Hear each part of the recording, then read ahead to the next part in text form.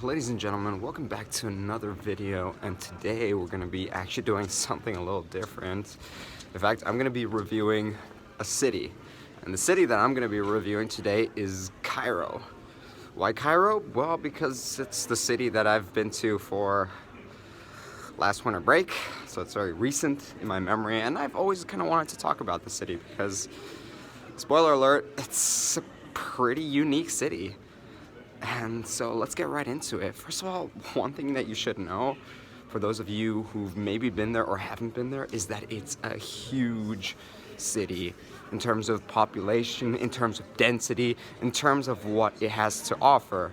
One thing that you'll notice right off the bat is that it's dense as hell. And what I mean by that is that, the city has somewhere between 20 and 30 million people, which is humongous. And actually, one of the first things I noticed was when I arrived to Cairo, it was around 1 in the morning, right? So pretty much any other city would have been dead or close to dead at 1 in the morning, but not Cairo. Now, on the way to my parents' place, there was traffic in the city at 1 in the morning. Yeah, which means what was like a 15-minute drive took an hour because some bridge was closed under construction. And that's one of the first things that really popped into my mind, is how alive the city is even when it's at 1 in the morning. And honestly, I thought that was really exciting. But that's also one of the things that Cairo is known for, is that it's very busy and it's very loud. So you go into the city during the day and it's like you're at an airport. Noise pollution to the max. And speaking of pollution, it's not just noise pollution. It's not just noisy. You don't just have people yelling, screaming, and horns honking left and right. No, what you also have is you have millions of cars. So sometimes it gets a little hard to breathe. I'm living currently in the Netherlands, where the air quality is pretty good, and it's noticeable if you go to Cairo. The air is pretty stuffy. It's kind of gray, and I'm not saying that it's hard to breathe or anything, but if you're planning on living there for a longer time period, watch out with little kids and older people, because it's one thing to note. The air quality, not so good. Now, in terms of what you can do there, Cairo has a lot to offer. It's an old city. So what I did was kind of the standard things. I went to the pyramids, I went to the museum, we went to Alexandria, which was a neighboring city, which I won't cover extensively here. We visited friends of families. So it was a very busy schedule. And a lot of mosques, also some churches, some nice citadels that you can visit. So there's definitely no shortage of things to do. Not to mention, you can just check out the Nile, go for a Nile cruise. And the Nile, I gotta say, it's quite something. First of all, it's not just any old river. It's one of the largest rivers in the world, and you can sense that how life pretty much surrounds the Nile. The closer you get to the Nile, the more life there is. The big buildings are there, the hotels. It's as if everybody wants to get as close to the Nile as possible. Now, one thing I really enjoyed about, I would say, Cairo, but also about Egypt, are the people. I thought the people were very pleasant. One is, every time we were invited by Egyptians, they were extremely kind.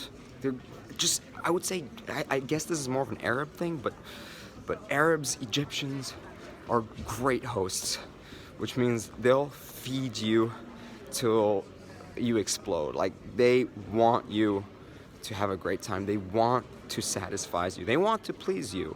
And that being said, I always felt great going to some Egyptian's house, someone I didn't even know. My parents knew them, and you feel like you are part of their family in some cases. It's crazy. They're extremely kind. There's always extremely generous, always lots of food, and they're also very much interested. They're always ready to talk about Egypt. And one thing that I noticed is that Egyptians like to see themselves first and foremost as Egyptians. They don't necessarily see themselves as Arabs or Muslims. They see themselves as Egyptians first, front and center, and then Arab, Muslim, that comes later. And also, what's very typical of Egyptians in Cairo is that they like to see themselves as being from Cairo, right? So it's like, yes, Egyptian, but from Cairo. So I'm a Caironesian. I don't know how you say that, but I'm from Cairo. That's what they say, and they're very proud of it. And honestly, they should be, because Cairo is really one of those ancient cities, and you feel the antiquity of it. You feel this oldness. It's probably not a word, but you feel it, especially when you go to either the museum or the pyramids. Now the pyramids, honestly, it's a must-see. It's so grand, and it evokes a lot of emotions. First of all, it's grandeur. The pyramids are huge.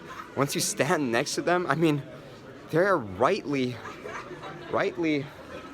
a world wonder. I mean, I'm hard pressed to think of any man-made structures that evoke such power, such emotions than the pyramids. I mean, I've been to Dubai and seen the Burj Khalifa, and it was impressive, but man, going to see the pyramids, that's really something else.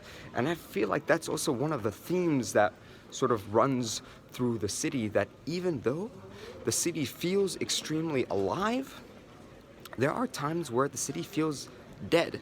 And that comes, I would say, mainly due to the shape in which some of the buildings are in, because you can be driving for hours through the city, and there are times buildings in really poor conditions, as if they're war-torn, as if a bomb had been struck, and you wonder if people even live in there.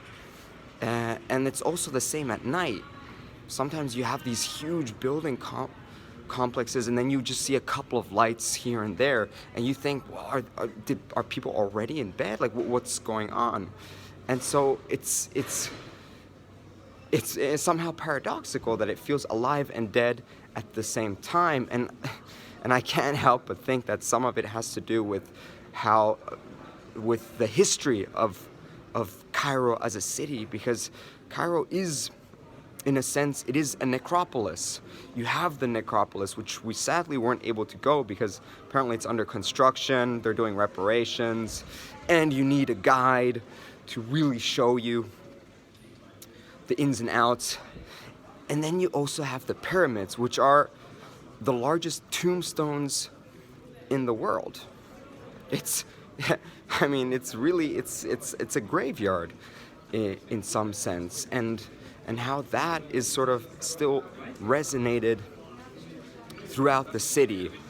And so it's this very funny theme that you have, that it's both alive and dead at the same time. But despite it being alive and dead, life still continues to go on. Like, the people are just living, and whatever is happening, life goes on. And I don't want to extend this review too long. I just want to sort of give a couple of thoughts and ideas of how I perceived Cairo to be, and there's a lot more, but I want to keep it brief. And well, this is a review, so I'm not gonna grade it. I'm not gonna give it a numerical score. I'm not gonna rate Cairo as a city, but I think it's a must-see. I think Cairo is definitely one of those cities that any serious traveler should experience. And now I'm talking about just visiting the city. I'm not talking about living there, because that's a whole nother matter. But for tourism, if you're interested in ancient human civilizations and even how that has shaped modern society and humans, definitely worth going. If you're just interested in a crazy and unique city, then Cairo is also that. If you're there for people and culture, Cairo has so much to offer. I stand by what I said. It's a must-see city, especially if you're an avid traveler. Definitely go check it out. That being said, yeah, that's it. Go there. If you're serious about traveling and you haven't seen much of that part of the world, Egypt and Cairo should definitely be your next destination.